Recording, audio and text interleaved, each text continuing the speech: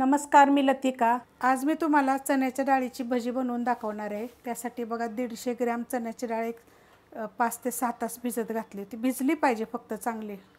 बघा अशा पद्धती चांगली भिजलेली आहे डाळ। आणि भिजत घालायच्या अगोदर स्वच्छ धुवून घेतली आणि भिजल्यानंतर सुद्धा मी धुवून पाणी नितळून घेतलेले। मिक्सरचं भांडं घेतलेलं आहे, त्याच्यामध्ये आपण डाळ काढून घेऊया। डाळ मी काढून घेतलेली आहे। त्याच्यामध्ये टाकायचं छोटा अर्धा चमच्याला कमी असा ओवा, छोटा 1 चमचा धने, छोटा अर्धा चमचा जिरं आणि मिक्सरला काय करायचे ह्याचे दरदर करून घ्यायचे। एकदम पेस्ट अशी करायची नाही आपल्याला।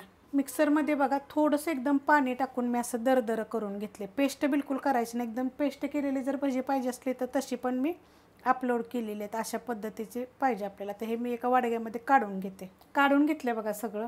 त्याच्यामध्ये टाकणार आहे लसूण, थोडंसं आलं, हिरवी मिरची कुटून घेतलेली, कमी तिखटवाल्या मिरच्या तुमच्या तिखटाप्रमाणे घ्यायच्या मिरची। त्यात टाकणार आहे एक छोट्या आकाराचा कांदा, मोठ्या आकाराचा जरी टाकला तर चालेल, बारीक कापून घ्यायचा।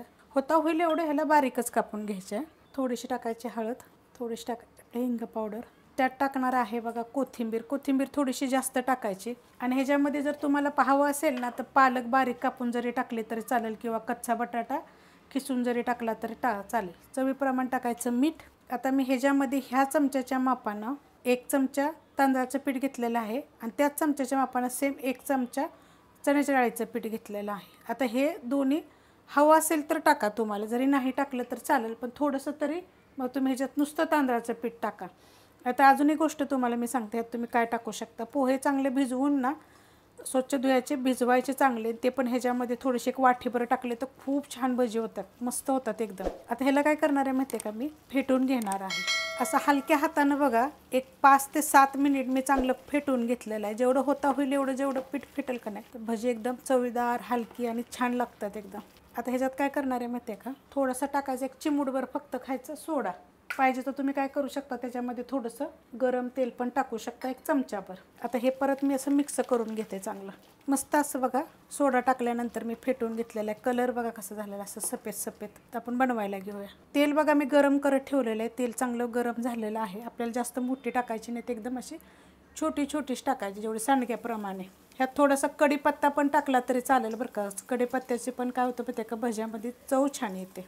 आता हे मी सोडून घेते आणि पीठ फेटलं की नाही की बघा, आता हे असं सोडलं की नाही की लगेच भजी वर येतात, असं खाली चिटकून वगैरे राहतात, मोकळे मोकळे एकदम होतात आणि एकदम छान लागतात। कधीतरी आपलं असं कोणी पाहुणं रवळं आलं किंवा सणासुदीला, कधी कधी उपास सोडायला, जरी आता तुम्ही मुगाच्या डाळीची पण बनवू शकता। तर एवढीच आपण फ्राय करून घेऊया। आता आपण हलवून घेऊया। बघा एकदम किती छान गोल एकदम होतात। ह्याच्यामध्ये मेथीची भाजी टाका तुम्ही, मेथीची भाजी किंवा बारीक आळू कापायची ती पण टाकायची ह्याच्यामध्ये। आता ह्याला काय करूया, फ्राय करून घेऊया आपण चांगले। मस्त असं बघा कलर आलेला आहे, एकदम हलकी आणि मस्त झालेले आहेत। आता आपण ह्यांना काढून घेऊया। ह्याच्यावर 1-2 मिरच्या जरी तुम्ही टाकल्या तरी चालेल, तुम्हाला जर मिरच्या आवडत असतील तर। आता हे मी काढून घेते। बघा किती मस्त तेलकट वगैरे होत नाहीत भजी। मी काढून घेतलेले आहेत बघा, गरमच आहेत अजून, तोडून पण दाखवते। बघा किती मस्त जाळीदार होतात। सोडा नाही टाकला तरी चालेल, तेल गरम गरम 1 चमचाभर टाका। बघा किती मस्त झालेत। आणि हीच भजी कढी करा तुम्ही ताकाची किंवा दह्याची, त्याच्यामध्ये हे टाका आणि खावा, खूप छान लागतात। ही रेसिपी कशी वाटली जरा मला कमेंट करून सांगा। रेसिपी आवडली तर लाईक करा, सबस्क्राईब करा, कमेंट करा आणि शेअर बी करा।